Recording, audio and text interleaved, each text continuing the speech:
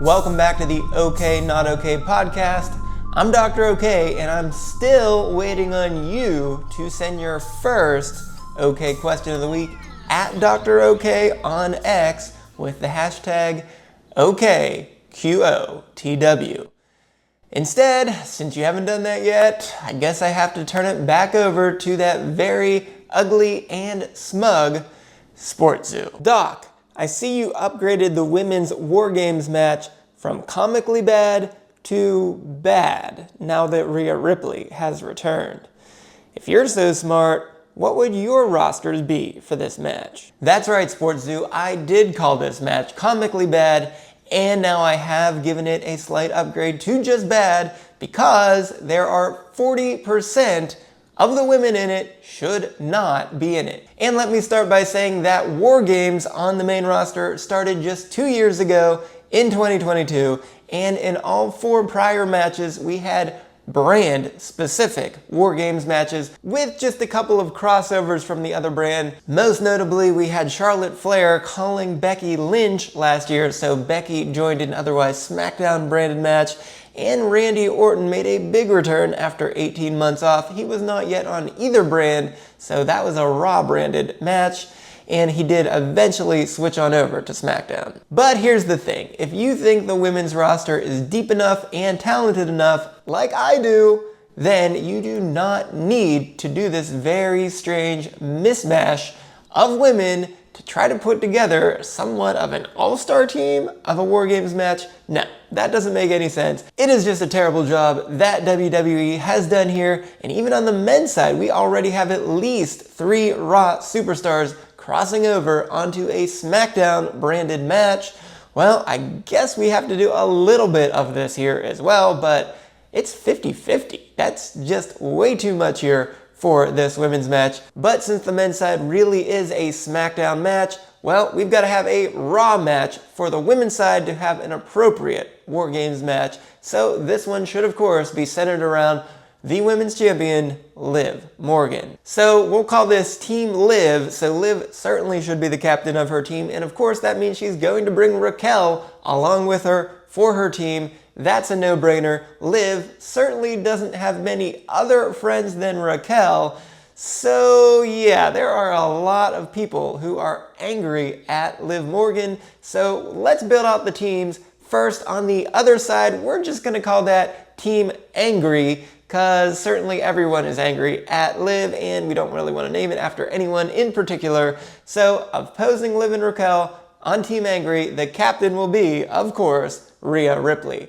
Now, I have to admit, a couple weeks ago, I had a video about Liv Morgan in our question of the week, saying that she is a menace to society and that she needs to be put in all sorts of title matches to see if she can actually get through them without cheating. But since she had just entered Rhea at that point, I did not think that Rhea was going to be ready to go. But Rhea is the toughest that there is, and she amazingly is willing to go into the ring in a War Games match with that face mask on to protect that broken orbital bone. So joining Rhea on Team Angry is, of course, Jade and Bianca, and we know those are your SmackDown stars, but as the women's tag team champions, of course, they get to float over to both brands, which they have done quite often here of late. So with Liv spouting off about wanting to be a double champion, that drew Jade and Bianca's ire,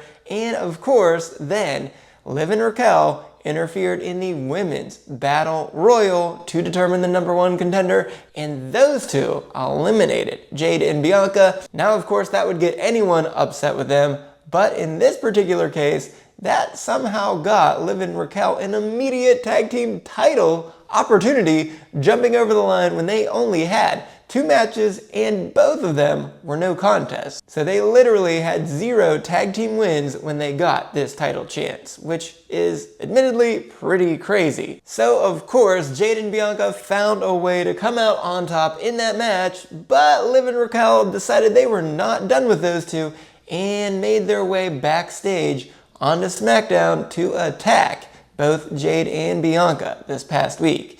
So obviously, Jade and Bianca are not done with Liv and Raquel, and they certainly deserve to be on Team Angry. And the number 4 competitor for Team Angry is Io Sky. She did become the number 1 contender for Liv's Women's World Championship, but we haven't really seen great interaction there. But really, it goes back before that with Liv and Raquel interrupting a Damage Control interview, which did lead to a tag team match between those two teams that very night, which got interrupted by Alash and Jakara. So we didn't really get a resolution to that. So I think those two groups probably still want to go at it.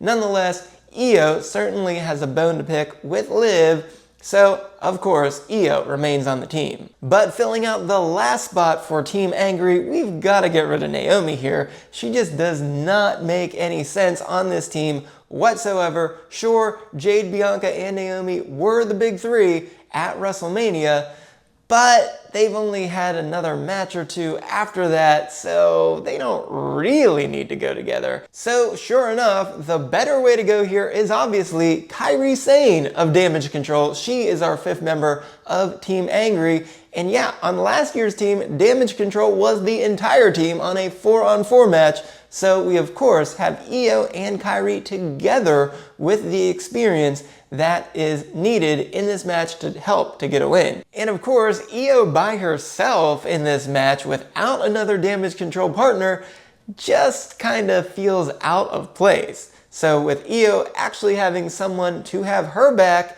that is a big deal here. So she is a much better pick than Naomi. And of course, now that Dakota even came back this past week, well, she gets to play the exact same role that she had last year under this scenario, helping out from outside the ring to be able to maybe toss in a couple toys and maybe hold a member of Team Liv through the cage, and just maybe that will help them get the win. So Team Angry, that's an easy pick. Rhea, Jade, Bianca, Io, and Kairi is the way to go. So let's flip on back over to Team Liv, where we have Nia Jax, Tiffany Stratton, and Candice LeRae.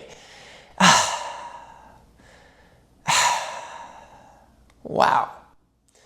This is terrible, folks. What a terrible team this is. Come on, we just had Liv and Nia fighting for the last month over the Crown Jewel Championship. And now that that's over, Nia goes to the middle of the ring and tells both Raquel and Liv that she neither dislikes them, nor likes them, nor even thinks about them. So if you're not even thinking about your teammates, then what are you doing with them? What are you doing? And then just magically, in the last few weeks, Candice LeRae pokes her head into Nia's business, and she doesn't even like Tiffy. And Tiffy does not like her even more. So those 3 put together is really just a strange concoction. Nia is the queen, and those are her subjects. I get it, but we just don't need to bring them along here. If the women's division is as deep and talented as they say it is, by now having a Women's United States Championship, and I agree with that, then at Survivor Series War Games, we certainly should have a Women's WWE Championship match at Survivor Series and not waste Nia in this War Games match. Come on, a rematch between Nia and Naomi is obviously the way to go here after all of that interference that happened this past week on SmackDown. So come on, get those 3 out of here and get better teammates for Liv and Raquel. So who are those better teammates? Well, there's only one obvious choice on Monday Night Raw, and that is the entire Pure Fusion Collective. Now this is exactly who I said in the video 2 weeks ago, and that remains true right now. Now admittedly, Liv and Raquel have not really interacted much, if at all, with the Pure Fusion Collective. But these 2 groups of women are certainly on the same wavelength without ever needing to say anything. Yeah, they do whatever it takes to brutalize their opponents, to finally find a way to win no matter how much cheating it takes, and then they both specialize in injuring them. As we know, Liv has taken out Rhea multiple times now this year, and the PFC even took out Dakota, costing her 3 months earlier this year, and that basically wiped damage control off the mat from their radar. But of course, they did just lose to the revived damage control this past week, so we have seen Pure Fusion Collective battle them over and over and over again.